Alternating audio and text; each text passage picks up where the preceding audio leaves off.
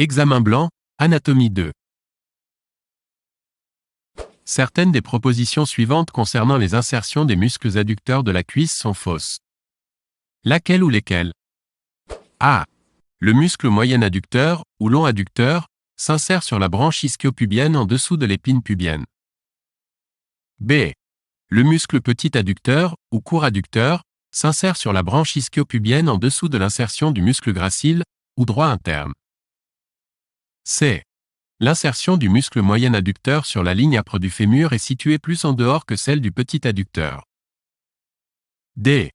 Le muscle moyen adducteur s'insère sur le fémur par deux faisceaux.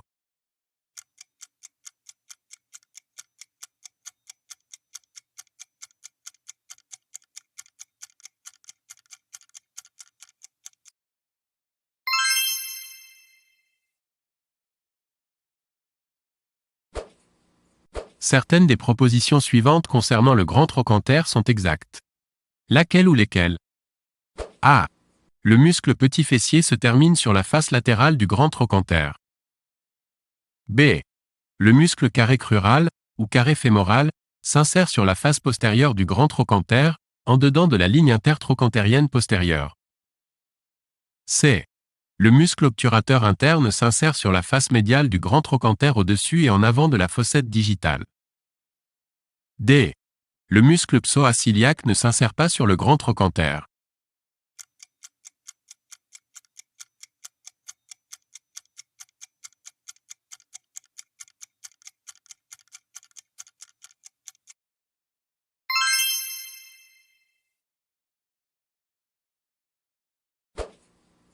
Certaines des propositions suivantes concernant l'ostéologie du fémur sont exactes. Laquelle ou lesquelles? A. Le long chef du muscle biceps fémoral ne s'insère pas sur le fémur. B. La lèvre latérale de la ligne âpre remonte plus haut que la lèvre médiale. C. La fovea, capitis, est un relief non recouvert de cartilage situé en arrière et en dessous du sommet de la tête fémorale. D. Les quatre chefs du quadriceps s'insèrent sur le fémur.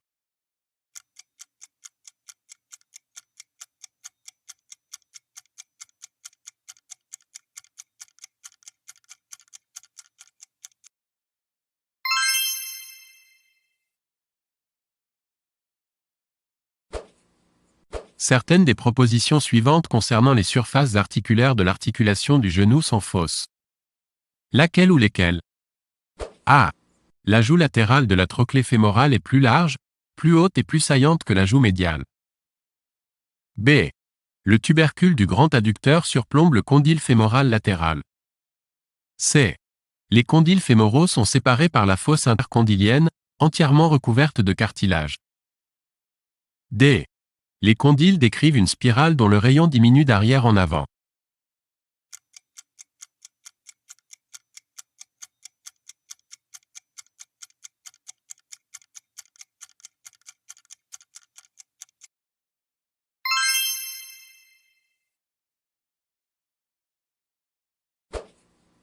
Certaines des propositions suivantes concernant les ménisques de l'articulation du genou sont exactes. Laquelle ou lesquelles? A. Les deux cornes du ménisque latéral s'insèrent sur le plateau tibial entre les cornes du ménisque médial. B. Le ligament collatéral fibulaire est fortement adhérent au ménisque latéral. C. Le muscle semi-tendineux envoie des fibres musculaires au bord postérieur du ménisque médial. D. Le ligament ménisco-fémoral s'insère sur la corne postérieure du ménisque latéral.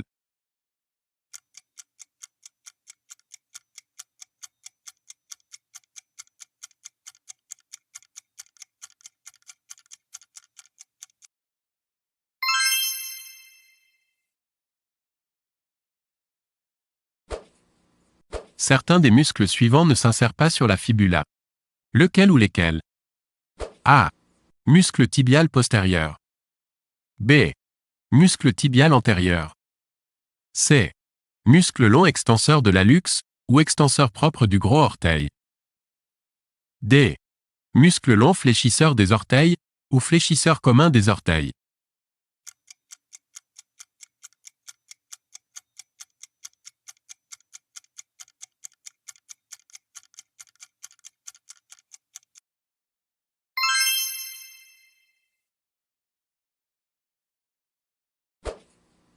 Certaines des propositions suivantes concernant les ligaments croisés de l'articulation du genou sont exactes. Laquelle ou lesquelles? A. Le ligament croisé antérieur s'insère sur la surface prespinale du tibia, ou RR intercondylienne antérieure, entre les cornes antérieures des ménisques. B.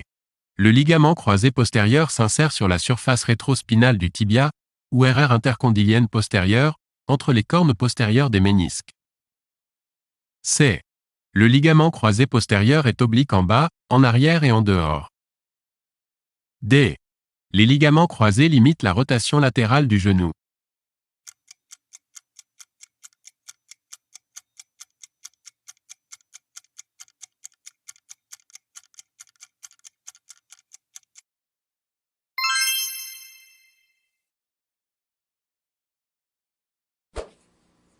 Certaines des propositions suivantes concernant les ligaments collatéraux de l'articulation du genou sont fausses.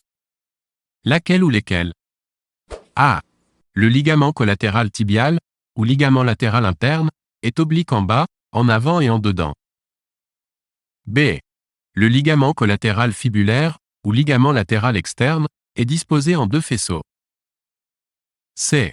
Le ligament collatéral fibulaire est plus solide que le ligament collatéral tibial. D. Le ligament collatéral tibial se termine sur la tubérosité tibiale, antérieure, en arrière du tendon des muscles de la patte doigt.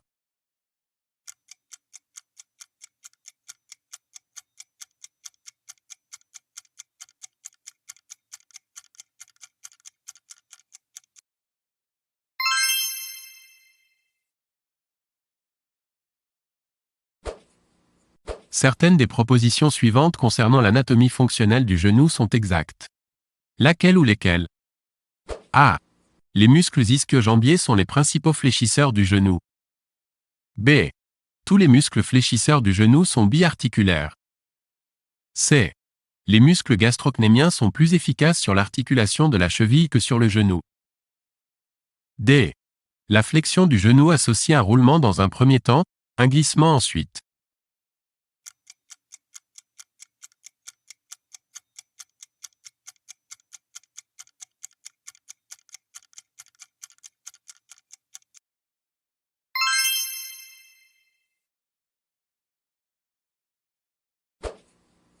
Certaines des propositions suivantes concernant l'articulation de la cheville sont exactes.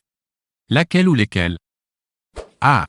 L'articulation tibio-fibulaire distale est une articulation synoviale de type syndesmose. B. L'articulation talocrurale, ou tibio-astragalienne, ne possède qu'un seul degré de liberté. C. La malléole fibulaire est plus longue et plus postérieure que la malléole tibiale. D. La poulie astragalienne est plus large en avant qu'en arrière.